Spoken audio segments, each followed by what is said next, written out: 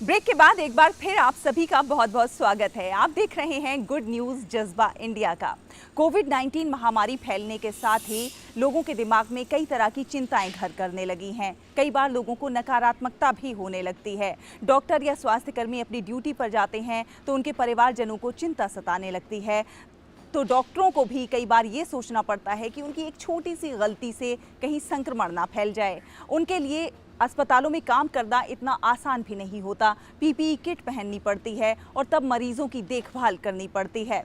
पुणे के D Y Patil medical college के डॉक्टरों और छात्रों ने डॉक्टरों की इन्हीं समस्याओं को लेकर, कोविड योद्धाओं की इन्हीं समस्याओं पर एक लघु फिल्म बनाई है जिसका नाम है सफ़र। ये सफ़र है इन कोविड योद्धाओं का, जो दिखाता है कि डॉक्टर क्या सोचते हैं और कैसे काम करते हैं, किस तरह से वो देश की सेवा कर रहे हैं। देखिए ये खास रिपोर्ट।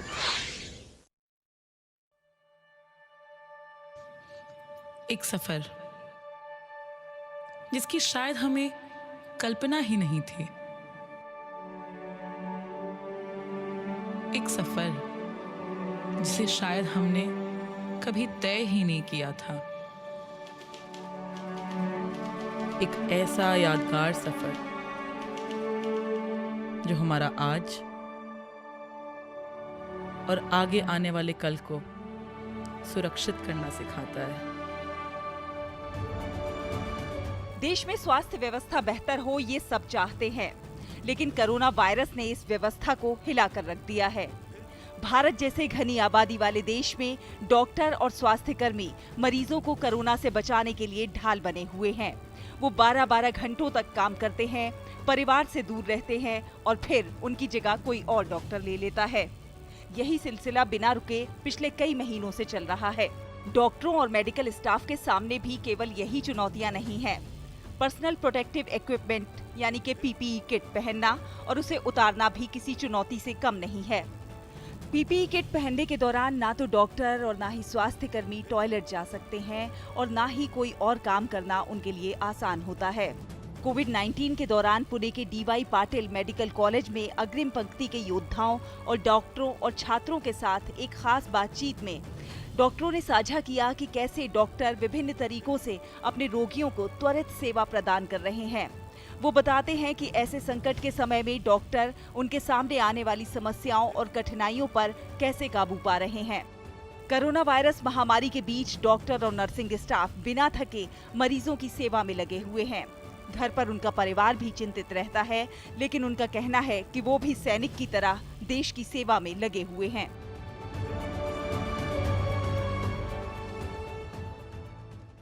पहले हम पेशेंट्स को अलग अलग नहीं बिठाते थे, सारे एक साथ आते थे। अब अलग अलग बिठा के फिर खुद भी मास्क की प्रोटेक्शन, खुद मास्क पहनने पड़ते हैं, फिर पीपीई पहननी पड़ती है। डिपेंड करता है आप कौन सी जगह पे काम कर रहे हैं हॉस्पिटल में, उसी हिसाब से हमें चेंजेस तो काफ़ी ज़्यादा आई हैं।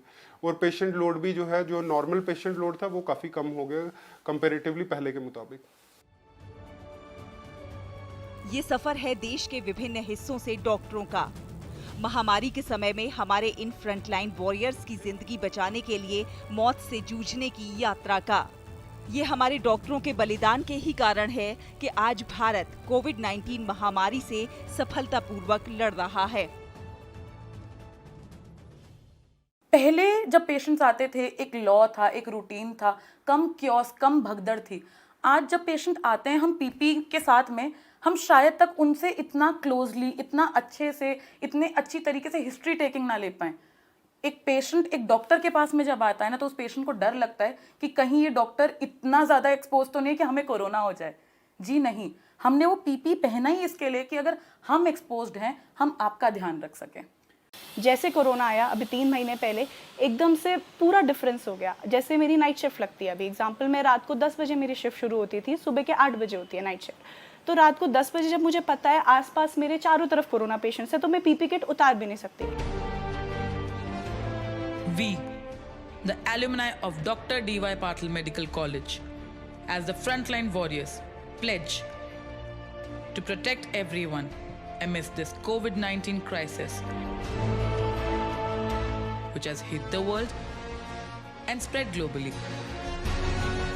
कोविड-19 में काम करने वाले डॉक्टर और स्वास्थ्य कर्मी किसी सैनिक से कम नहीं है। कोरोना के मरीजों के बीच जाने से पहले अपने आप को मानसिक तौर पर उन्हें तैयार करना पड़ता है। इन सब चुनौतियों के बावजूद जब उन्हें सहयोगियों और मरीजों से सहयोग मिलता है तो वो उन्हें काफी शक्ति देता है। डॉक्टरों की निस्वार्थ सेवा हमें राष्ट्र के लिए अधिक से अधिक बेहतर कार्यों को करने के लिए प्रेरित करती है। Bureau report, DD news.